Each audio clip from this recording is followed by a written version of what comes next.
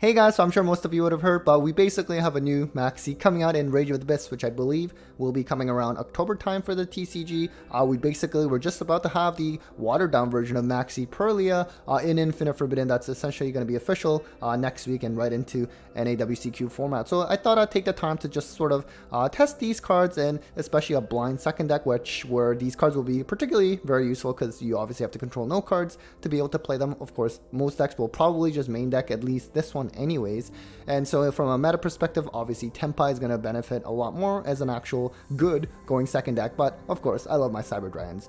I would say for one, I just want to be upfront, I'm not really a fan of these cards coming into the game, but I mean, what can you do, right? So I thought I'd try definitely this one, the one that's actually coming on Rage of the Abyss. I would play this at 3, of course. I was playing this at 3 as well, just kind of just testing out for the sake, but it definitely was not really as good as the other one. But you know what, I figured at least play 5 of them. Cyber Dragons, at least the way I've played it, technically, I felt it was better to just go over a little bit over 40 just so you have actual impactful cards. Originally, because of these cards, I was thinking of playing like, a lot of board breakers, which the way Cyber Dragons have normally played, and just having access to all these really strong cards. But at the same time, I was finding, well, what good is drawing a lot of cards if your opponent, if you, let's say, can't OTK them, and it's probably better to draw into hand traps. So I thought maybe I'd try Nib and also Ash, also for the fact that if your opponent has these, you want to Ash that as well.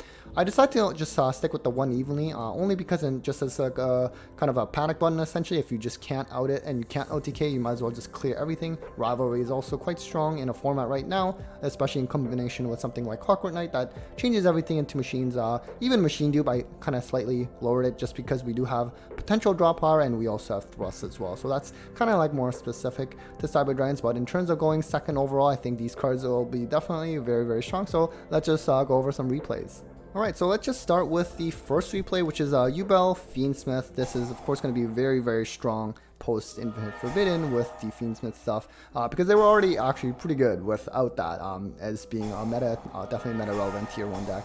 So I decided to, this one, the good thing about the new one that's coming on Rage of the Abyss is you can at least kind of chain it to when they're about to special summon, compared to something like the other one, Perlia, the one that's coming in Infinite Forbidden. You pretty much have to like shotgun that, because, there's not many opportunities. For example, your opponent may start with like a normal summon from the hand, right? You want to maximize on that. So the other thing I want to note is you can definitely, if you draw into the other one, you can actually still play that one as well, because you can essentially just play one other more charming card.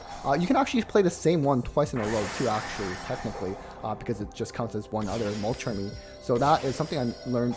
So this is when I first tried testing it with more of a board breaking approach, just kind of sticking to like the regular Cyber Dragon way. I didn't think it was maybe the best way, especially in here. You just draw the other one. If they do stack, you can keep drawing. Of course, you may potentially have to put back cards, whatever, like difference +6. Realistically, that doesn't happen that much. 6 is a very generous number. I'm not really sure how they came up with that. Even +3, I think, would have been still pretty good. So I have a lot of cards in my hand. Again, this is more of a board breaking approach. I think it depends on maybe the deck that you play, especially if you are playing going second deck. But realistically, you probably just want to optimize on hand traps, kind of like with like Phantasme, for example, when you wanted to blow the field up with all the impactful hand traps. I only had to put back one card, by the way. That's how crazy it was. Also, it turns out it's very hard to play on EDO Pro when you have too many cards in hand. I had a very hard time like almost activating the wrong cards. We're just gonna Lightning Storm away. I did wish I had the battle phase. I feel like perhaps, maybe I could have played through it. This is where I did not mean to play Thrust, by the way. Again, just too many cards. I could not see which card I was activating. I was trying to know what was on the card. So at the very least, with especially with like maybe with Yubel, because being a fiend actually does kind of matter. In Clockwork Knight does change things into machine, except it's only for field. I for some reason in my head thought it would also affect the graveyard, but that's Zombie World. So haven't played Cyber Dragons in quite some time.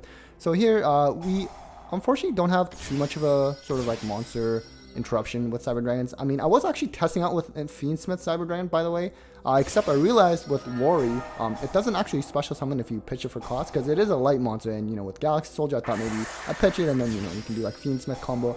So that part of the line did not work out as well as hoped. So I don't think I'm really using my interruptions very well here. But anyways, we have this guy. I did not read. I thought this only popped his monster, so I could have just dropped it and negated that. So I done goofed there. Did not really read, but that is basically most Yu-Gi-Oh players, I suppose. But you know what? I still have so much card advantage. It's actually unreal, and having Droplet just like go for game is also pretty nice against Yubel, where, you know, of course, it's kind of hard to destroy them through battle. So we do have Climactic Rampage just to pop the Spell Trap. We have Naxter, which we can get the Infinity back and then just get us alive in the gate, and then we can just drop it, just negate it because it normally cannot be destroyed by battle. But you know what? Now we have plenty of gas, and especially combined with Clockwork Knight. So next we have, I guess, the Darkness Metal Dragon, I believe. For this example, this is definitely kind of cool that it's getting new support. This time we only had the kind of like the slightly worse version, or maybe I should say a lot worse version, because I don't know. I mean, I guess it depends on the deck. If it's like Flunder, like Rika, I don't know. I'm sure you can draw a lot, but from a brief moment of testing, this one definitely does not lead to as many draws. Perhaps my opponent didn't summon as much as maybe they could because of this, and I'm noticing that for sure with like the other one. So here we're just, again, evenly, this is at the time I was trying like the board breaker approach. I'd like to ideally, I think, just try to OTK, especially with the combined draw power that these Molchemy cards are providing. Because the grind game, that Cyber Dragons used to be pretty good in terms of the grind game after breaking the opponent's board. This is like more like 2019, like really 2019, early 2020 though. At this point, cards have just evolved so much that really the grind game for Cyber Dragons is just not there anymore. So unless I can kind of improve with like some indirect support, I think this is kind of like the best we can do, unfortunately. With Infinity and SP, we're just going to negate the Red Eyes Fusion here, and my opponent just scoops. Alright, so on to another quick replay of another rogue option, which is Blue Eyes. I mean, I guess they're getting some support, I believe. So we have the good one at least.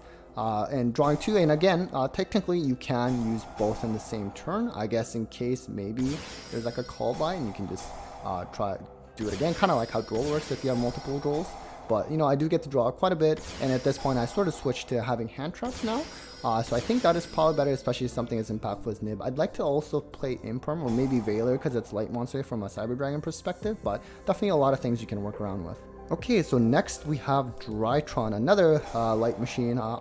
They can also use Cyber Emergency. And so we have, this time, Perilia. So Drytron, they do technically summon from hand a little bit, so I at least get to draw, but not as much as I would have drawn if I had something with the other one. I also think, as other people are noting, there's probably going to be another Molchemy where you draw anytime your opponent like specials from like the graveyard and banish probably. Against this deck, that would have actually came up quite a bit. So I think that it was, you know, to be seen. I'm sure there will be more of these guys coming. Anyways, he's doing like the whole Drytron stuff. Nowadays, I mean, you can basically expect them to either do like the turn skip or like Vanity's Ruler, or maybe sometimes both. I'm not sure. I've actually seen them do both, I believe. So I unfortunately have to skip my main phase with this one. I go into Mega Fleet, the Fusion Xyz, whatever link, it like negates it. He also has basically, I haven't actually seen this one before. I guess it's basically like a masquerade essentially for Drytrons. But we are just gonna at least kaiju that away. So I'm not sure if perhaps, oh, actually no, what am I saying? I had to skip my main phase because I was going to say, man, I probably could have like OTK'd through that, but nope. Unfortunately, we lose a very valuable phase for Cyber Dragons. We're going to go into Nova. We have plenty of gas here though. Infinity, we can at least finally stop getting taxed here. You could also go into Anima because I didn't use the Naxter effect. Perhaps it would have been better if I kept the Cyber Dragon in, but anyways. Also destroy the back row, and then we're just gonna use SP and just banish the, because I believe since Cashier format ended, they only play one of this. I also happen to have Ash, which again with hand traps, drawing into it can be quite strong now. I should have used Call by first and then use Infinity, but nonetheless, you know what, that still leads to a win. Alright, so this other replay is Gimmick Puppet. This is where my opponent just ends up scooping, so I'm not going to show the full replay. But one thing with this deck, though, and it's something that we have to be kind of watch out for any WCQ format, because it is going to be, I believe, like mostly common and super, so it's going to be very cheap, and I believe it has a pretty reliable FTK. Although going second, I'm sure this deck struggled. I played against it a couple times now. I do think, you know, when I get to go first, it's pretty much like an easy win. But if they go first, it's very hard. And this doesn't actually help me because of the field spell, unfortunately, because they are kind of protected. I guess I have to play maybe like, I don't know, Imperm, Bestials. I do have Bestials in the side for this purpose, and I'm sure that's something that's going to happen when people are playing this, especially against something like Gimmick Puppet. So I'm not quite sure. This is also interesting because they do give you a monster, so now For example, I drew the Purlia, but now it's dead because you have to control no monsters to be able to draw, right? Not that it's really helping me, because you know what, now this also turns off Imperm. So yeah, as I said, they're just going to end up scooping soon, but essentially I'm just going to get FTK'd, and this hand trap doesn't actually help me in this scenario, at least with the deck list that I have.